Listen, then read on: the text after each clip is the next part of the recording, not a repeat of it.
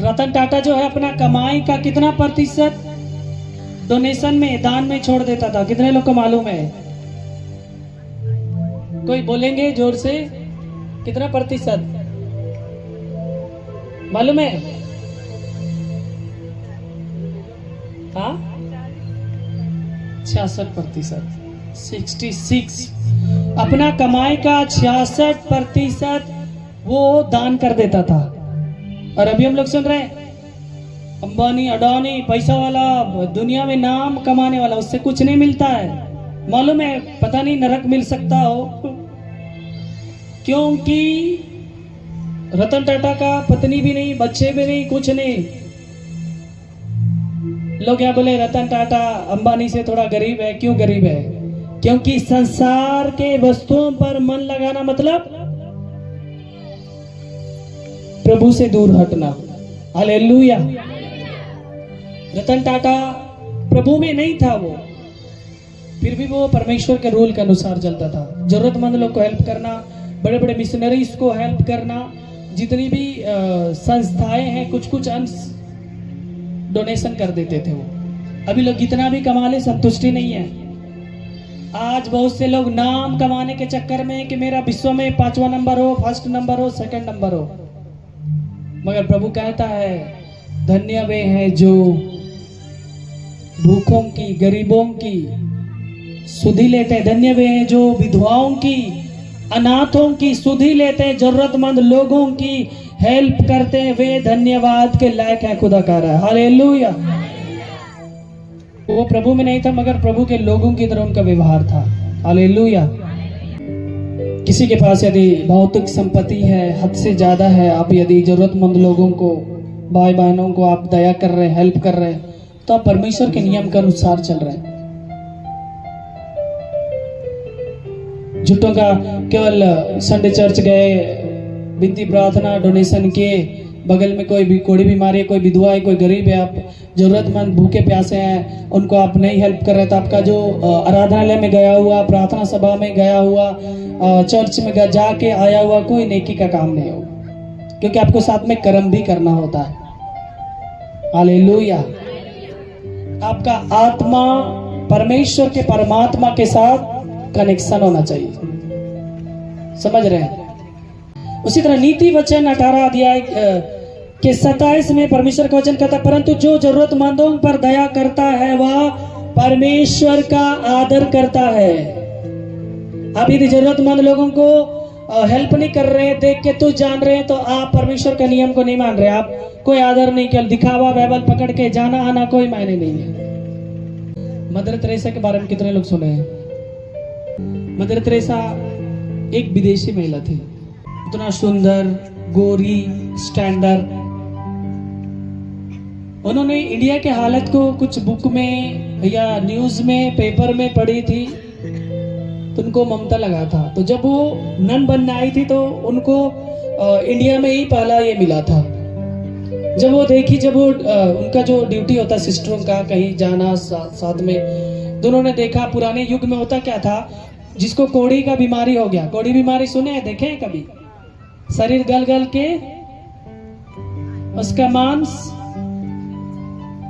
गल गल के गिरना, पानी गिरना, सड़ जाना, या अंदर कीड़ा होना। मैं तो कीड़ा वाला देखा हूं भाई पड़ोस में। तो वैसे लोगों को रास्ते में फेंक दिया जाता था, या यदि ज्यादा ममता लगा तो लोग लाठी से खाना देते थे, हुड़ा मार के थाली दे कैसे दूर से, क्योंकि उसमें रूल था, या धर्म के ठेकेदारों ने मन में डाल दिया था, या परमेश्वर का भी उसमें श्राप था। जो कोई यदि उनसे लगाव रखे, या धर्म के ठेकेदारों ने उसमें रूल बना दिया था कि कोई यदि उनके पास सटे, यदि उनका मृत्यु हो जाए तो उनका फैमिली को भी साइड कर दिया जाएगा। बहुत कुछ नियम था उसमें। कुछ नियम इस गांव में भी था। दादी लोग बताती है, कोई यदि कोढ़ी बीमारी से मर गया तो सैताड़ का पत्ता में और बैल के साथ वो बांध के घसीटते हुए उनको अंतिम विदाई किया जाता था। कोई उसको छूता नहीं था, नहीं तो वो खानदानी श्रापित बीमारी उसके पास आ जाएगा पूरा खानदान में, और शरीर सड़ना स्टार्ट हो जाएगा ऐसा। मगर वो मदर तेरेसा जो थी, वैसे लोगों के घाव को साफ करती थी। कोलकाता में पहले कालीकट जगह का नाम था, अभी भी है शायद। वहाँ पे उधर एक रूल है, एक मंदिर वहाँ पे जब सुबह में जब तक उधर मुर्दों को ना लिया जाए तब तक उधर के लोग खाना नहीं बनाते हैं। दिन भर में कभी न कभी मुर्दा को उधर अंतिम संस्कार के लेके जाते, जलाने वगैरह के लिए। इतना नियम खतरनाक था। नहीं तो एक वैसा देवी है जो कि उन लोगों को कुछ कर देगी, डरता था लोग।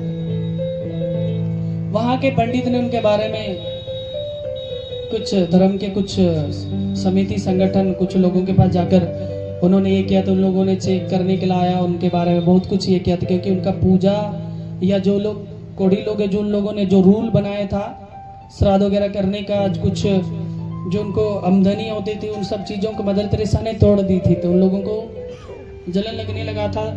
कुछ लोगों ने उन सब चीज़ों को, उसके बाद वो जगह को उसी इलाके में मदर तेरेसा सेवा करती थी अलग से।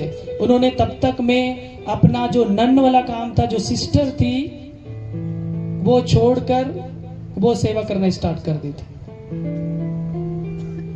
कुछ मिशनरीज के द्वारा उनको थोड़ा सा कुछ बोला भी गया था,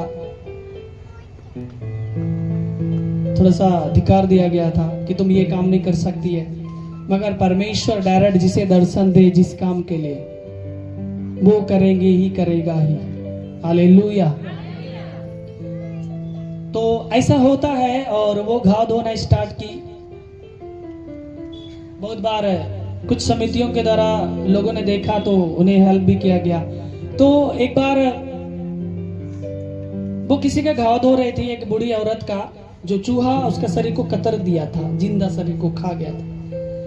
गले में लेकर वो जब दौड़ रही थी किसी मेडिकल की ओर, हॉस्पिटल की ओर, तो माताजी मर जाती। उसके बाद से मदर ने सोच लिया था कि मैं कुछ ऐसे उसके लिए कुछ एक रूम या घर या ऐसा कुछ बनाऊंगी जो वहाँ रहे, और कुछ डॉक्टरों के द्वारा या कुछ मेडिसिन या कुछ जैसा हो मैं करूँ। उसके लिए मिशनरी से कोई हेल्प नहीं था, तो वो भीख मांगने स्टार्ट की। उसके जवान लड़की यदि भीख मांगने जाए तो लोग हंसेंगे ही। जैसे कभी कभी कोई जवान आदमी आ जाए तो हम लोग भी बोलते हैं कमा नहीं सकता ये वो। तो कोलकाता में एक पावरोटी का फैक्ट्री था बहुत बड़ा। जब वो ऐसे मांगती थी अपने पेशेंट के लिए, तो लोग उसको मजाक उड़ाते। बहुत से जवान लड़के कमेंट करते, शादी कर ले, मेरे साथ रह ले, रखेल रह ले, ये रह ले, हेल्प करेंगे, ये करेंगे, बहुत कुछ वो बर्दाश्त करती थी। किस लिए? प्रभु के लिए। हालेलुया। जब एक पावरोटी फैक्ट्री वाला आदमी के पास जाती है तो आदमी कुछ नहीं बोल के डायरेक्ट थूकता है, ऐसे बोल के हाथ में थूकता है, वो साड़ी में पोंछ लेती है। फिर वो मदर उनको बोलती है कि आपने तो भाई मेरा हिस्सा दे दिया, मैं ये ले ली, देख लो, मैं जिसके लिए आई हूँ ना पेशेंट के लिए, उनके लिए तो कम से कम दे दीजिए, मेरा हिस्सा मिल गया, उनका हिस्सा दीजिए। वो पावरोटी फैक्ट्री वाला इतना रोया उस दिन। उन्होंने एक अपना फैक्ट्री में एक रूल बना दिया, चार्ट, कि इस फैक्ट्री का कुछ डोनेशन दशमांश की तरह, वो प्रभु में नहीं था, दशमांश की तरह इस फैक्ट्री का कुछ अंश, कुछ रुपए मदर तेरेसा के संस्था में जाना चाहिए। हालेलुया। प्रभु ने आज उनको चेंज किया। उसी तरह रतन टाटा भी मिशनरी ऑफ चैरिटी को, वो भी कुछ अंश हेल्प करते थे, मगर ये बात गुप्त था, क्योंकि मदर तेरेसा वाले कोई इंटरनेट का कोई चीज नहीं रखते, कोई टीवी नहीं, कोई मीडिया से कोई मतलब नहीं, ओनली बुक में लिखते हैं। हालेलुया। इसलिए आज जितने भी क्रिश्चियनिटी कौम के लोग हैं उनके लिए प्रार्थना कर रहे हैं। ऐसा आदमी मिलना मुश्किल है।